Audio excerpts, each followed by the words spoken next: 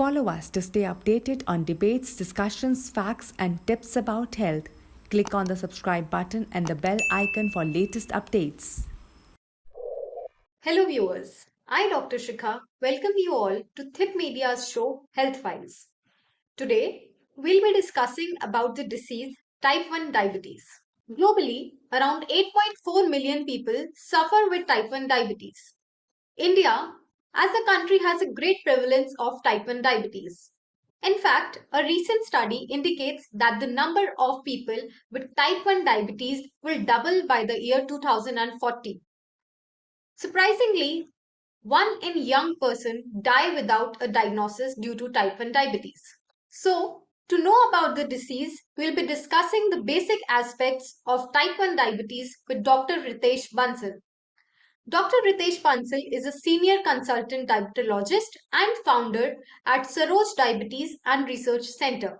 Welcome, Dr. Ritesh Bansal, to THIP Media. We are here to discuss on the topic type 1 diabetes. Thank you, Dr. Shikha, for the introduction. So, my first question to you is what is type 1 diabetes? Diabetes is basically classified into two categories, type 1 diabetes mellitus and type 2 diabetes mellitus. So if we see the most common form, that is the type 2 diabetes mellitus, it basically accounts for almost 90 to 95% of the patients.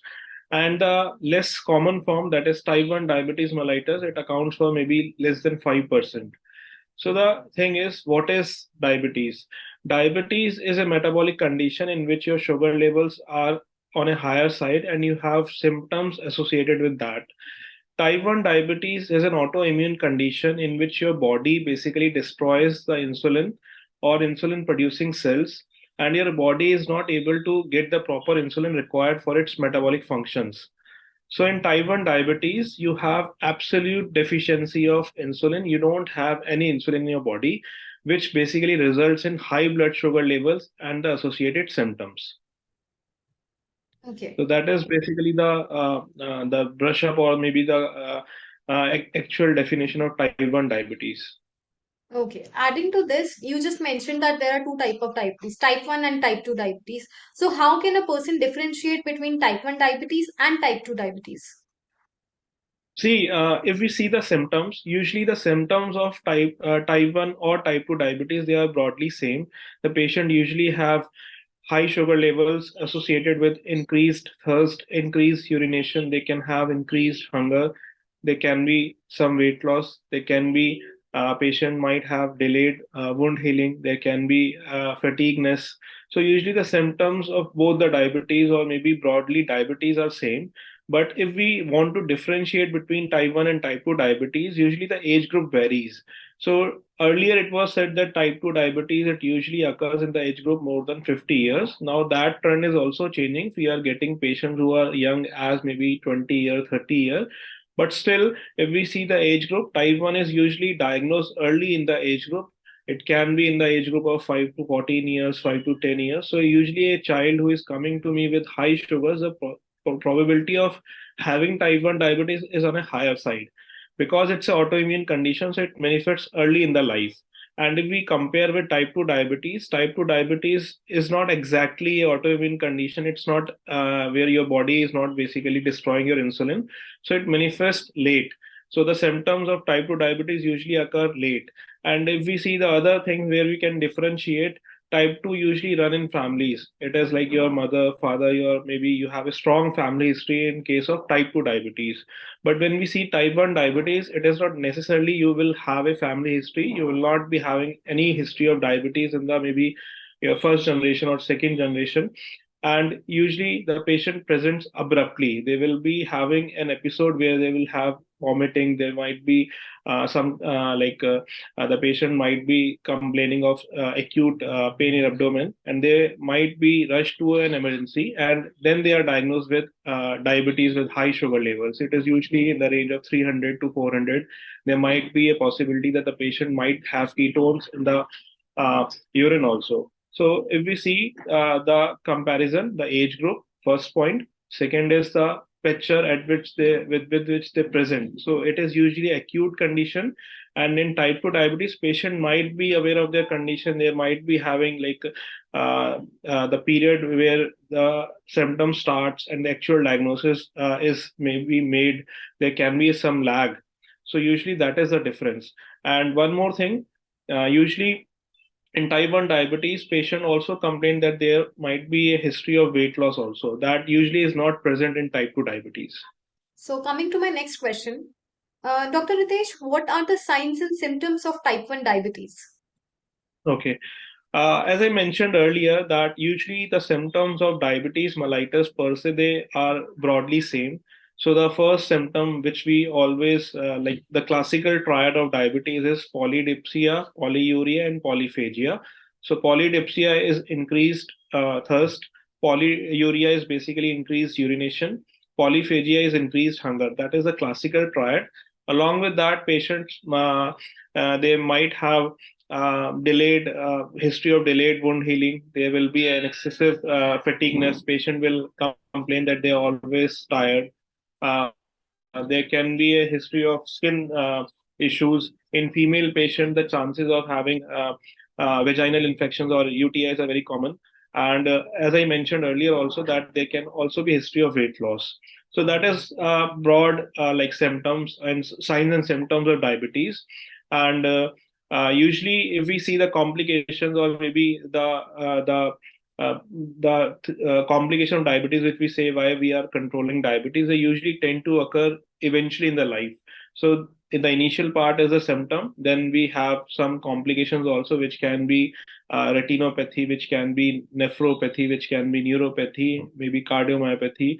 So all those spectrum, they eventually run eventually. My next question to you is, what causes type 1 diabetes? That is a very actually interesting question, but still we don't have an answer to that part exactly.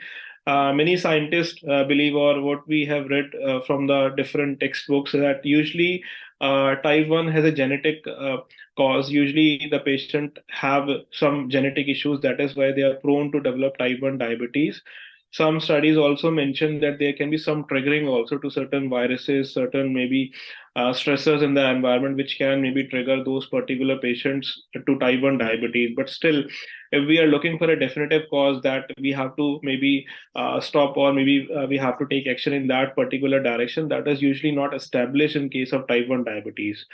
But the picture is different for type 2 diabetes. So in type 2 diabetes, we already have established that maybe sedentary lifestyle, maybe your dietary habits, maybe your family history, all those maybe obesity, all those things contribute to an increased chances or maybe getting type 2 diabetes. But in type 1 diabetes, usually genetic triggering can occur with a range of factors that is usually sometimes not cannot be established or is sometimes not proven. Okay, that's interesting to know. So, coming forward, my next question is, how is type 1 diabetes treated? See, when we come to the treatment part of diabetes, we usually have three heads. The first is the lifestyle modifications. Second is the dietary part. Third is the pharmacotherapy or the drugs part, which are initiated by a diabetologist. So even if the cause is or maybe the type of diabetes is maybe type 1 or type 2, still the first two heads, they are same for both the diabetes. That is, the lifestyle modifications have to be established or have to be done. Second is the dietary part. The patient need to avoid sugar. The patient have to have a healthy dietary part. And the third is the pharmacotherapy. So when we talk about the drug management in type 2 diabetes or type 1 diabetes, that is again divided into two categories. We have oral drugs and we have insulin. So for type 1 diabetes, we don't have any oral drug as of now. So the only mainstay treatment for type 1 diabetes is insulin. We have many different form of insulins. We have short acting insulin, we have long acting insulin, we have maybe mixed insulin. But when we go into the details of type 1 diabetes, when we see the most effective management for type 1 diabetes, it is usually wise to start with a mix of short acting and long acting insulin, which we say as basal bolus therapy. So, yes, the best treatment right now available for type 1 diabetes is insulin. We don't have any oral drugs. And when we talk about type 2 diabetes, we have a wide basket. We have many options available right now, which are oral in nature. And eventually, yes, when again type 2 diabetes are not able to control their sugar levels with lifestyle modification, diet part, with oral drugs, then we have to initiate insulin in those patients also.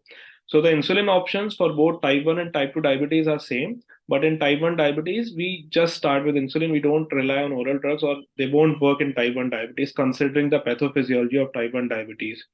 So the best treatment is insulin. Moving forward with this question only, the next part is, do you think home remedies can cure type 1 diabetes? Like, as in India, there are a lot of myths around home remedies treating it. What's Exactly. your say? This is a very challenging thing in India. When we encounter patients, we always tell them, when they usually come in my OPD, they're usually young children. They have their parents are very worried that their children might have to take insulin for lifelong. All those things come up, and definitely every parent they try, or maybe every patient they try to go for all those kind of home remedies or the different maybe options which are maybe available on net, which maybe are myths or maybe fact. I really don't know, but still they try all those things. But seriously speaking, the only thing for a type 1 which has been found to be effective is insulin, along with lifestyle modifications, along with their physical activity. Definitely, if they want to try some home remedies in the form of that, some patient want to try some kada, they sometimes try some methi seed, they sometimes go for some pudia also. So I usually tell them they can try all those things except the podia part, because we really don't know what they are taking actually. There's no proven data how effective all those home remedies are in type 1 diabetes. But definitely, any patient who is diagnosed with type 1 diabetes should not stop their insulin, because if the insulin stopped and they completely rely on home remedies, they will tend to land up in emergency with high sugar levels, which again can be life threatening. So my it's my humble request or my message to every maybe listener, that in type 1 diabetes, you should not stop your insulin. Definitely, you can try all those things which might maybe help you in maybe reducing the dose of insulin, or maybe having a better control of sugar levels. But the answer is to continue your insulin along with those options. Thank you so much, Dr. Ritesh Bansal, for being with Tip Media. It was a wonderful session. Thank you for being with us. Thank you, Dr. Shikha. Thank you Thank you. for those questions. Thank you very much.